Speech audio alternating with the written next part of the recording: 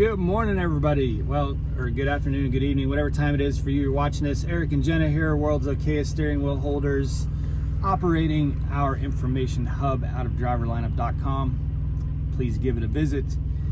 And I want to give you guys an update since yesterday's video seems to have caught some traction. I think would be a way to put it lightly. Sure. A few of you watched it. And thank you so much. I'll just put it this way. I started seeing Facebook posts about it by other drivers talking about our video last night. Yeah, our video is being shared on Facebook groups that aren't even Prime Facebook groups. So it's kind of funny, hee hee, not ha ha. Anyway, yes, we are completely broken down in a brand spanking new 2022 Peterbilt. But we look good being broke down, because I had a couple in an RV that pulled up alongside of us and wanted to know all the details about this truck, and they were so excited and they wanted to be truckers too, you know, and they're telling me all this and they're like, where are you guys headed? And I'm like, to the dealership, because we're broke down. And it basically killed all their excitement about being a husband and wife team truck. Yeah, well, it's quite funny. I made sure that video got into a lot of hands at Prime, and it has been seen by a lot of people at Prime and people at Peterbilt, and it's been passed around. So there's now suddenly, I don't know if it's as a result of the video, or I'm not saying that that's the case, but there is an army of people that seem to be highly motivated in dealing with our current situation. But before I talk about that, I want to address, there's like hundreds of comments on that video, and I don't have the time right now to go respond to all those comments, but I want to tell you guys, first of all, thank you for the suggestions. Just because we don't respond to them all doesn't mean that we don't take them seriously. Thank you all for the suggestions. I will say with 100% confidence that while a lot of the suggestions are good and probably relevant for certain scenarios, they're not for this one. You cannot get these codes to just refresh, or power down, or use any combinations of buttons or anything like that to get this truck to get its shit in order. So it's kind of like me in the morning before I have caffeine. There's no combinations of buttons that he can push to make me get my shit in order, to make her happy before I'm ready. Yeah, she's gonna be mad until she's not. Yeah. So here's what I want to explain this in great detail, just so that, because maybe someone else is going to have this problem too. In fact, there are going to be other trucks that have this problem. That is fact. That was all but knowledge is power. Read between the lines, and it was made clear to me. Now, well, let me go back to yesterday and explain exactly what happened. So Jenna was driving, and the Bindex system, which is the front-facing radar, for the first time since this truck has existed, activated because a dumbass four-wheeler did what four-wheelers do and went from the left lane across in front of the truck to the exit lane, which happens all the time out here on the road. Not uncommon, right?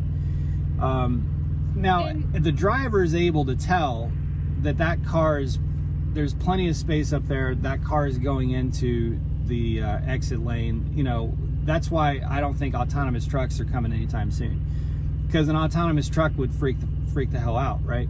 Drivers know what's going on, and a lot of times that Bindex system will go off when the car is way over in the exit lane, not even crossing in front of the trucks. Glare of lights, light, shades, all kinds of things can trigger a Bindex.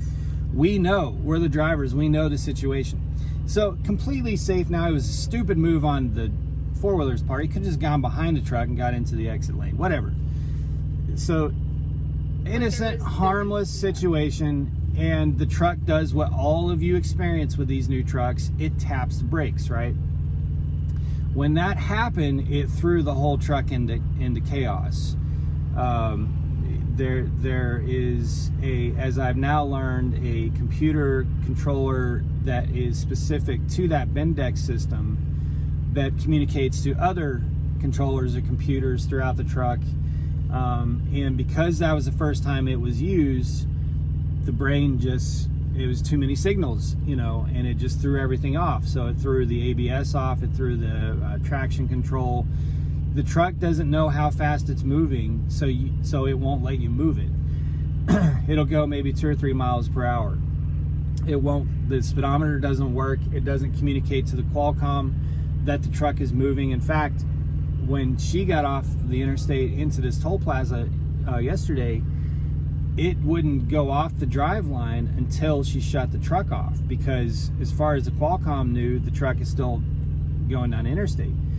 And now that it's parked, if we move it around this toll plaza, it won't go back to the drive line, which would be amazing if the truck would actually drive.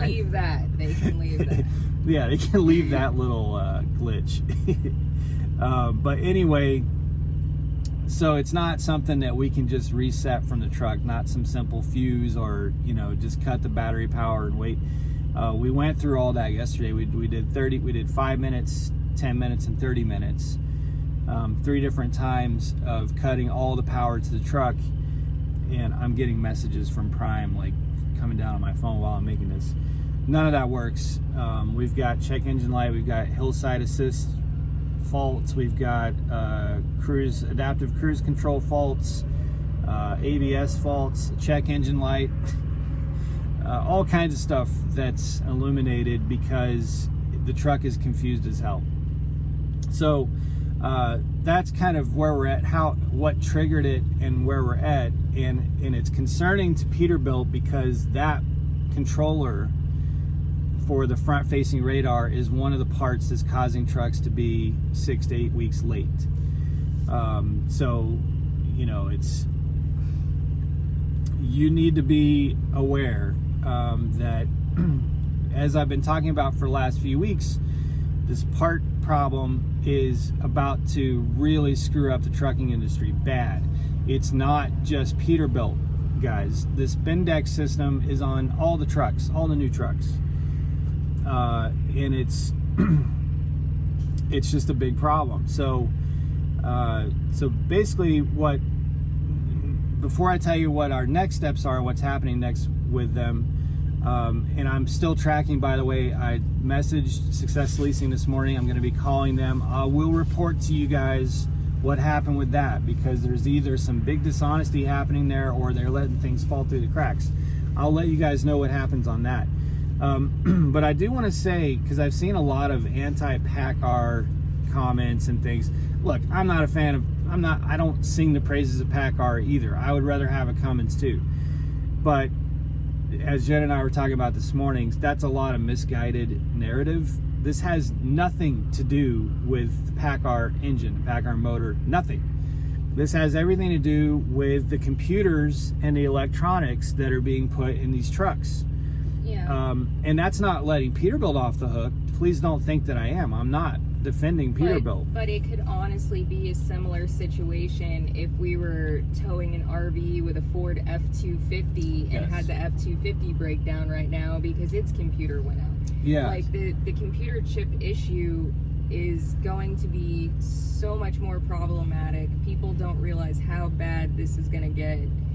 And, I'm hoping that they play catch up and start building more chips and figuring this out, or figuring out alternatives to bypass that stuff, because this is not off to a good basically start. Everybody that we've talked to is telling us that an avalanche is coming, and what we're going through is kind of one of those first little boulders that falls. It's just so. It's not a PACCAR thing. It's not necessarily a Peterbilt thing. The challenge with us having a Peterbilt is that we have to go to Peterbilt. That's what makes it worse. We can't just go to Prime or to TA Petro or any other place that can do this kind of work. It has to go to Peterbilt. That's what makes it more painful. So it's you know, please don't think that this is because it's a PACCAR motor. In fact, here's the thing. Like yesterday morning, Jen and I were, she was talking about how amazing this truck runs. It was literally like, okay, so he was asleep, but he had like woke up. He was giving me crap because I had been listening to something and it was bothering him. So he had sat up to, you know, say something when the truck went down. But before he had gone to sleep, I was just telling him, man, this truck drive is beautiful. And he's like, really? And he's giving me a hard time. He's like, you're saying nice things about the truck, and I'm like, it just drives so nice. It does. It's a smoother ride than our last Peterbilt, way smoother than our Freightliner. It handles better than our last Peterbilt. It feels less top heavy. It handles turns and curves much better. There's less like sway. It's just a more stable feel. It's an amazing running truck. And a lot of you are saying lemon. The truck it's a great truck. We love it. Does it suck that we're completely stranded and broke down in a toll plaza? Yes.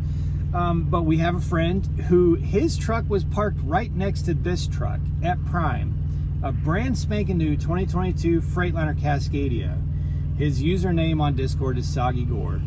He is now in week 3 of having his truck in the shop out in California. He had to be towed after one load. So it's not just a Peterbilt thing. It's not that, you know, like there's a lot of trucks having problems right now, and they can almost all be traced back to electronics and computers and sensors and all that crap. And it's been bad over the last few years, but it is like, you know, it's at peak right now. and it's just going to continue getting worse. So anyway, Road Assist has our Road Assist advisor has been very actively involved this morning. Van from Peterbilt I've talked to him on the phone. He called me. Has been great and active. They are covering the tow bill. They're covering all the bills for this, which if you were a regular lease operator, you wouldn't have to worry about any of that. This is a lease purchase. So if this was 2 months down the road, it's a problem because that's coming out of my pocket.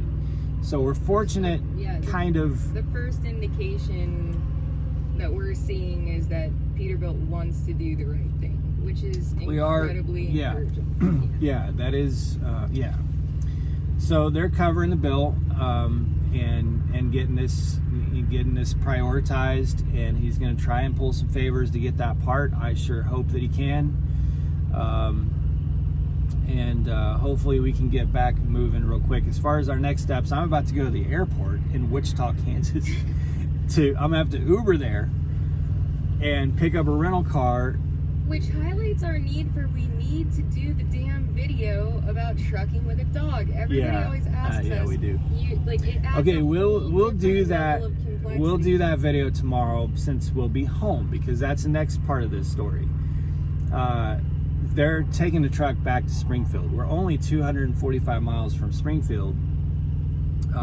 And there's Henry's Towing out in Springfield that, you know, everybody in Springfield's familiar with. And he would just rather a van would just rather get the truck back to Springfield versus some little mom and pop, you know, authorized Peterbilt place up here in Kansas. Because we're kind of not in any major metropolitan area. So the truck is going back to Springfield. It'll be in Springfield tonight. The reason we're getting a rental car is that's, like Jenna was just saying, we need to do a video on this because there's things you have to think about with traveling with a dog, which is amazing. Don't get me wrong, it's amazing, but there's things you have to think about that you don't have to think about if you don't have a dog or kids.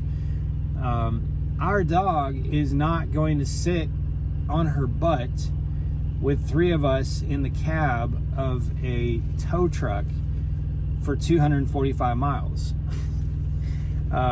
So, you know. Well, no, she's not allowed in the cab of the tow truck. They would make her sit in here. Yeah, that's right. Well, a lot, some do, but a lot of, we don't know about Henry's, but a lot of towing companies, they won't even let a dog in their truck. Liability. So we've heard of them having the dog have to ride in the truck that's being towed with no AC, no way to know what the hell's going on in their lives. Doors locked, nothing running, just back there in the truck. We are not gonna do that with our dog. That is not, that is not even She's a princess. not even a consideration. Yeah, it would be mentally destructive to her. Not gonna happen. So we're gonna go get a car and drive to Springfield. Fortunately, we were able to get a rental car, which is crazy. Not cheap, but you know, we'll be back to Springfield before the truck will be. So anyway, that's our update.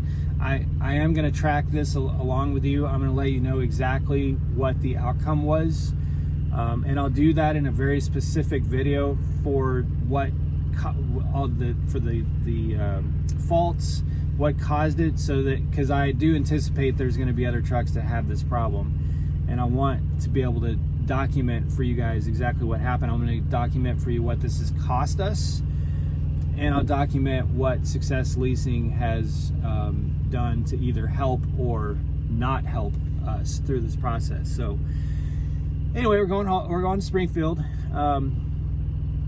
We did spend the night here at Toll Plaza. I got great sleep. Actually, my alarm, Jetta's alarm was set for like 5:30 this morning. It went off and I woke up and I was like, turn your alarm off. We're at least gonna get good sleep and before we tackle this day. And we did. We slept in until 9 o'clock this morning, and I woke up and I'm like, all right, let's effing do this. And we're rocking and rolling now. So anyway, you guys, all that said, we'll keep you updated. I hope you're enjoying our saga. But yes, 1,700 miles on a brand new 2022 Peterbilt.